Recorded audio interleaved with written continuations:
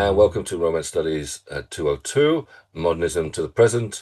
Today, I'm delighted, very pleased to be able to be here with Professor Bécquer Seguín, who is Professor in the Department of Modern Languages and Literatures, Professor of Iberian Studies in Johns Hopkins, and is the author, amongst other things, of a book called The Op-Ed Novel, A Literary History of Post-Franco Spain.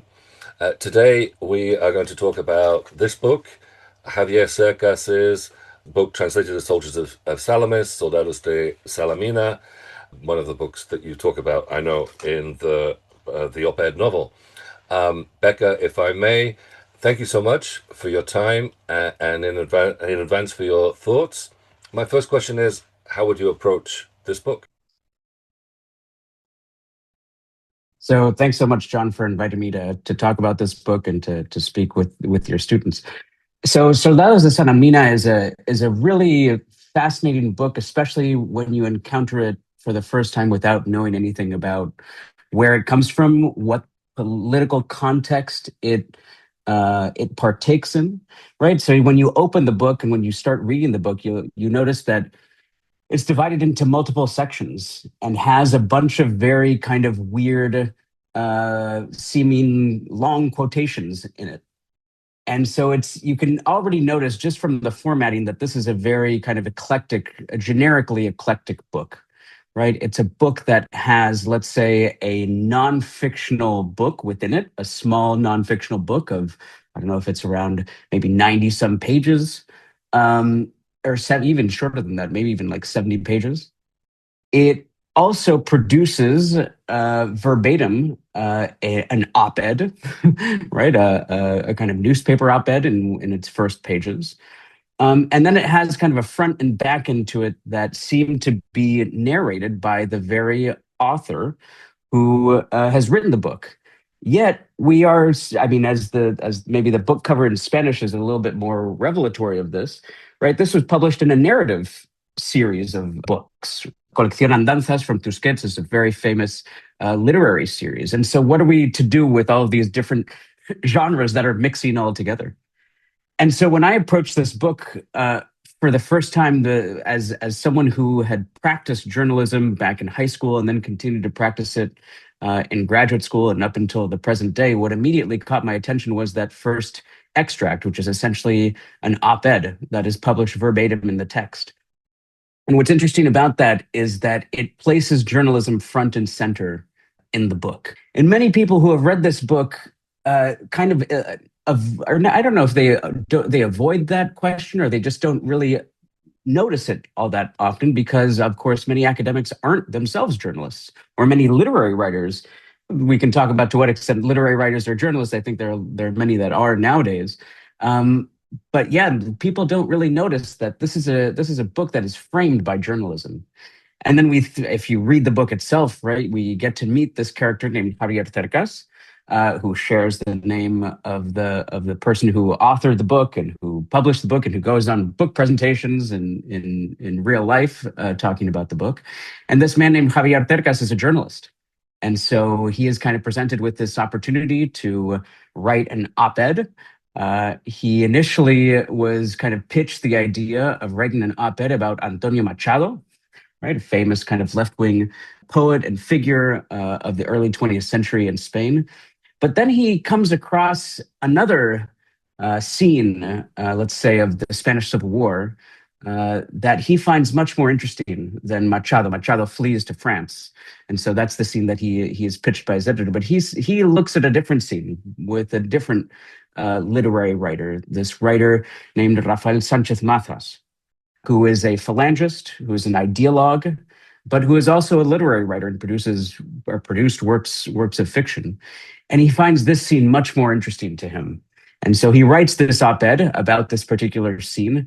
And then that kind of jumpstarts the whole kind of not only investigation into the non-fictional, I don't know what we call non-fictional novella that takes up the middle portion of the book, but also into what happens subsequently, which is trying to find this character who had saved Rafael Sanchez Mazas from essentially saved his life by finding him in a forest, but yet reporting back to the Republican to his Republican fellow soldiers that he hadn't seen anyone. He hadn't seen this man escape from the firing squad and go down into the forest, but in fact he sees him, reports back that he doesn't see him, and then turns and leaves, essentially saving his life. And so what's interesting to me is it's this journalistic investigation of a non-typical kind of journalism, right? We're talking about an op-ed, and so we're talking about, let's say, opinion journalism, which is different from kind of news journalism.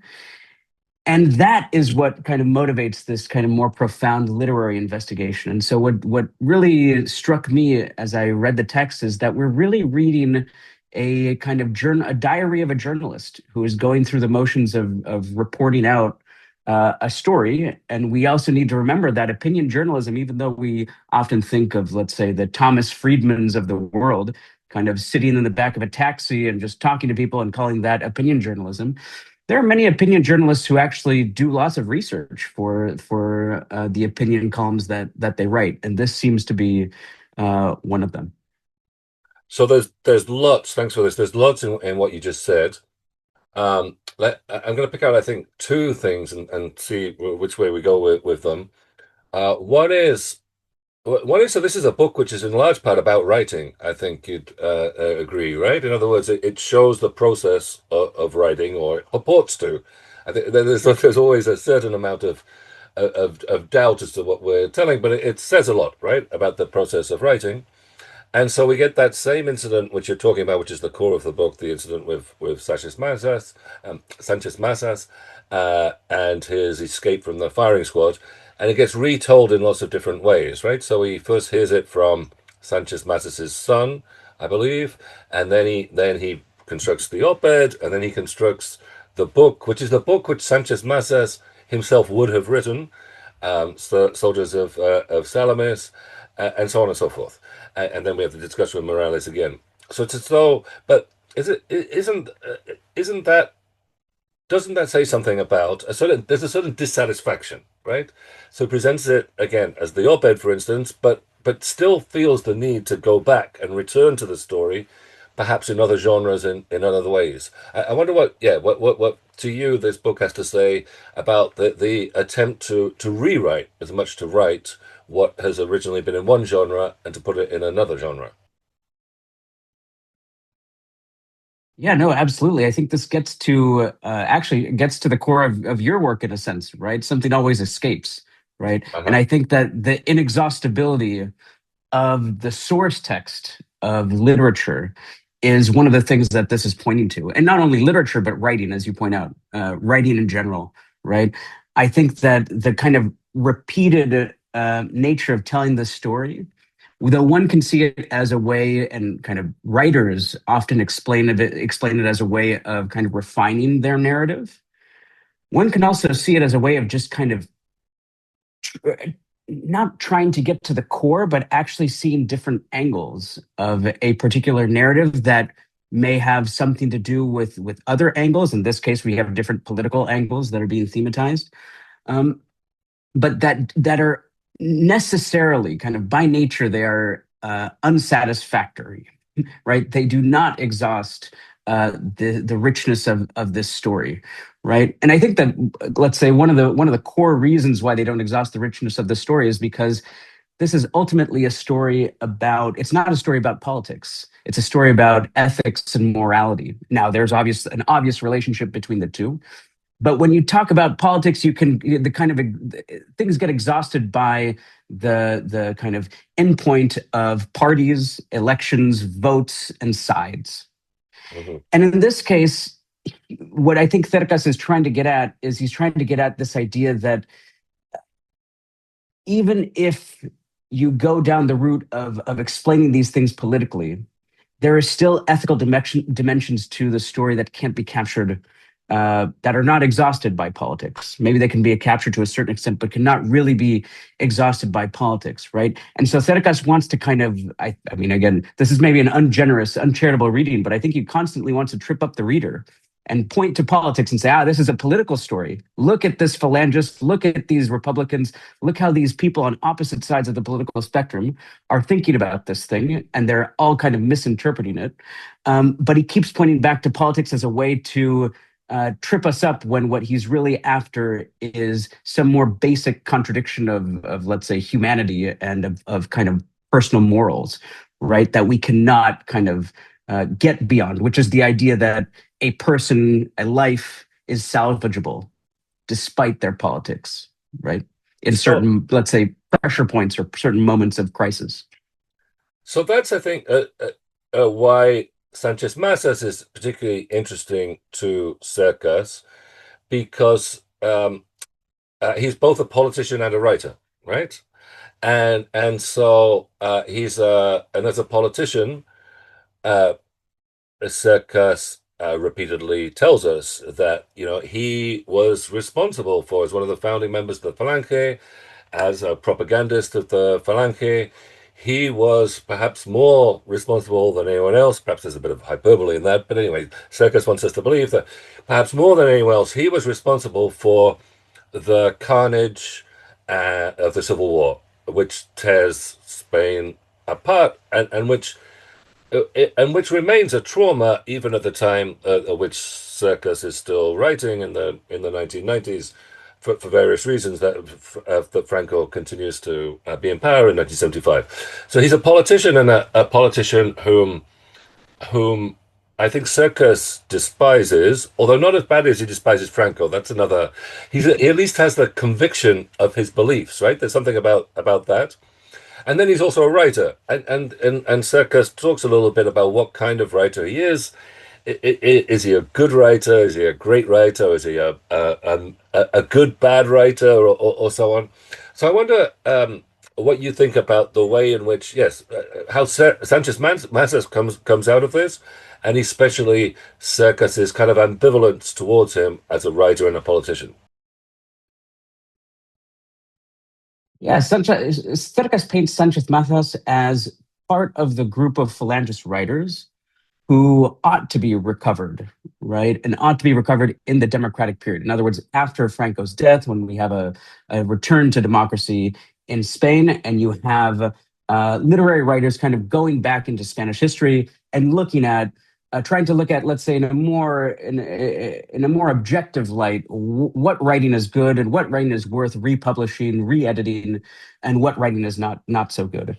And Cercas has found, or this is what he says in the book, is that there have been lots of this is in fact, this kind of recovery of Falangist writers has become a fad, right? A literary fad. And it's made a kind of mockery of writing itself, right? It has not evaluated the Falangist writers in the way that we would evaluate contemporary writers into, let's say, better quality and lesser quality. In fact, they have just recovered these Falangist writers almost as a kind of political affront to the silencing of these writers for the kind of decade and a half or 2 decades after the turn to democracy. And so I think what Cercas is trying to do is he's in a sense trying to kind of, he's very fascinated with kind of popping the balloons of faddishness, right? Whether it's on the left or on the right. And he finds fads, I think, in both of these, right? One of the mockeries that he makes of let's say, so-called intellectuals on the left is that they always write about the same people. They're always writing about Antonio Machado. They're always writing about Federico Garcia Lorca, right? They're not, their kind of coordinates of what is good writing doesn't really change. It's always the same 3 people. And on the right, what they're trying to do is they're just recovering people for the sake of kind of sticking it to the left, right? And so he finds problems with both of these forms of quote unquote recovery. What's interesting, though, is that you bring up a theme that I think it runs throughout the book that I wrote, and I think it runs throughout, let's say, much of contemporary Spanish literature, which is this idea that the way in which he presents Sanchez Mazas is not entirely persuasive. It is, he presents Sanchez Mazas by telling us that he is a kind of ideologue. But as in the kind of tried and true trope of American literature, right? He tells, he doesn't show, right? He doesn't show us that Sanchez Mazas is the ideologue. He just tells us that he is the ideologue. And so therefore, in literary terms, it's not really, we have to just kind of buy it. We have to just assume, okay, so, well, Sanchez Mazas is a horrible person. He must be very ideologically committed. But when you read that part, especially that kind of non-fictional novella, right, the book that's in the middle of the book, Sanchez Matas does not come across that as very committed ideologically, right? He comes across more as a kind of a bourgeois elite wannabe writer, more than anyone who is committed to a kind of ideology that we would associate with fascism. And so the problem with this is that it creates a kind of a tension in the novel between to what extent was Sanchez Mazas really that ideologically committed? And if you know a little bit about Spanish history, this is put in even more attention by the fact that there are other people who are, let's say, pinpointed as the kind of true originators of Spanish fascism. Someone like José Antonio Primo de Rivera, right, the son of the Spanish dictator during the 1920s. And so there are many kind of historical tensions that I think we can read Cercas as trying to be a revisionist in a sense, a historical revisionist with, let's say, writerly and even maybe political goals in mind.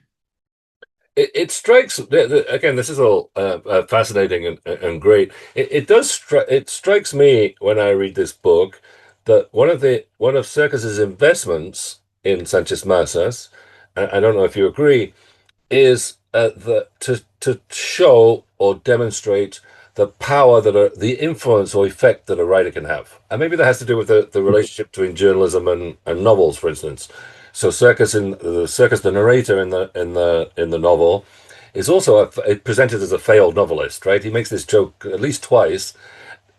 Somebody says that they've read one of his novels, and the narrator says, "Oh, you were the one," right? It's a sort of self-deprecating joke, as though his novels were, yeah, no one read them, and no one cared about them, and maybe that's what the journalism and an op-ed, perhaps particularly, I don't know, it has more chance of influencing and having some kind of effect. Maybe Sanchez Mazas to say it's the fault of the Civil War was ultimately a writer, not a general. But I wonder what you might have to say about the effect of this particular book as well. This is, as I think you said, this is a bestseller. Almost immediately translated in various languages. Became a move. I think you may have said this in the book your book that I was reading earlier, rather than in our conversation. But you mentioned that it turned into a movie which won a bunch of Goyas, which is the Spanish equivalent of the Oscars. So I wonder what you'd say about the equivalent of the effect of or the impact of Soldiers of Salamis, Soldados de Salamina, in a context of the movement for historical memory, which we were talking about a little bit earlier before we started recording. Yeah, absolutely. This book has been massively influential. I mean, I think it's been influential in let's say in two ways. It's been influential, obviously, for the historical memory movement. This book came out in 2001 in Spanish, and basically in the year 2000, just months before the publication of this book, you had a group of Spanish citizens who, for the first time, decided to try to find and successfully found unmarked graves in Spain. Usually, these were basically people who had been murdered and left by the side of the road, and they were strewn across the Spanish countryside. Especially in small villages and towns far away from, let's say, the regional and national capitals. And so you had a group of kind of citizens who were just trying to find their parents or their grandparents or their great uncles or great aunts. And these people were caught on the wrong side of a civil war, were summarily executed, as hundreds of thousands of people were during the Spanish Civil War. And they had heard stories within their family about where these people might be. And so through kind of this kind of oral history that people did, mixed with, let's say, research in municipal libraries and municipal, let's say, ayuntamientos, right? City councils, where you can find documents and maps of what the old what the old towns look like, and where these people might have been left. People had started to find the remains of their loved ones, and so this really kicked off in the year 2000. But of course, in historiography, there had been a little bit. The historiography had anticipated this movement a little bit earlier. In 1996, there's a book by Paloma Aguilar, who is a Spanish historian, who began writing about historical memory and began questioning the kind of official narratives that were coming out of the transition to democracy, about what had happened during the Civil War and then the immediate aftermath. And so you have this big kind of civic movement that is bubbling up around this time, and this novel lands smack in the middle of it. And what's interesting about the kind of marriage between those two things, the publication of the novel and this kind of social movement, is that the novel was initially read as being part of that social movement, right? The novel ends with Cercas, with the help of Roberto Bolaño, finding Miralles, right? This Republican soldier who Cercas thinks was the soldier who essentially saved Sanchez Mazas's life by not reporting him to his colleagues. And so I think that lots of people read it in that kind of key, right? As well, the ending of the narrative really kind of valorizes this anonymous Republican soldier, and so this book must be of a piece with the movement. And so I think for many years it was. But then around let's say 10 years or so, or even maybe 8 or 9 years after its publication, people started to question that. And they started to question that because people were generating a more critical understanding, not of Spanish history, but rather of Spain's place and Spanish history's place within, let's say, broader European history and broader European movements for restitution and justice, right? And people started to question, well, why are all these phalangist writers actually being recovered? Who is the real protagonist of this novel? Is it Sanchez Mazas or is it Miralles? And they started to give a different reading of this vis-a-vis what was happening in, let's say, Germany or France, where you don't have this kind of widespread recovery of the literature of phalangist writers. In fact, they're kind of mostly untouched, right? For in let's say mainstream literary society. And so people gave a kind of different reading. So, but regardless, I think that even to the present day, the book is enormously influential, whether you read it in one direction or in the other. And I think, to be honest, I think Cercas intended it to be influential in neither of those two directions. I think he was much more with what you were saying, that he wanted it to be influential in terms of, let's say, literary recovery and the quality of literature, and trying to experiment with new genres such as autofiction, rather than it be influential in the kind of political dimensions. So we're almost out of time. This has been a great conversation, but what you were just saying also made me think about the crux or the tension here, and it's back to the notion of the relato real, the true tale, between memory and this effort of historical memory to physically find the graves and the physical evidence, do all that work of investigation of to what actually happened and who were the victims and who was to blame, perhaps in the Spanish Civil War on the one hand, and invention on the other, right? Creation, literary creation. And perhaps that's where Bolaño comes in, or the discussion or the conversation that we're given in the book between these two writers, Cercas and Bolaño, the Chilean Spanish writer living in Catalonia. And Bolaño tells Cercas, the character, says, well, you'll just have to make this up, right? This interview with Miralles, and that leaves the reader in some doubt at the end if what they're reading, this final third of the book, is invention or is part and parcel of that process of more journalistic investigation. So there's this ambivalence and ambiguity which Cercas doesn't resolve, Cercas the author doesn't resolve in this book, about whether what Spain needs perhaps is historical recovery and memory and better memory, or whether what Spain needs perhaps are new narratives, which it will be the job of a fiction writer perhaps to provide about, I don't know, about what Spain is or about Spain's destiny as much as its past. Would you agree with that? Well, I think that that's one of the longstanding tensions in Spanish between Spanish literature and historiography, which is that for centuries, right, one can say that the best historiography in Spain, in fact, comes from its literature. We only need to go back to Benito Pérez Galdós, who wrote 54 novels, right, about the Spanish 19th century, right, these episodios nacionales that basically told that history, told a history of Spain in the 19th century that was unparalleled by the historiography of that period, right? Which was necessarily kind of partisan, viewed as partisan in that respect, or in that period, was not sufficiently documented. Um, and so, what do you do with that? Well, you can create fiction that tells maybe most of the story or tells a lot of the story, but nonetheless uses fictional devices to complete the story. Because that, in the end of the day, is is what readers are often looking for. They're looking for something with an ending, right? And I think that Cercas in this novel and in many of his other novels is masterful in the way that he kind of ties things up for you, right? Things may be open ended, but they are nonetheless complete, which is something that I think historiography has not or is not often provided in Spain.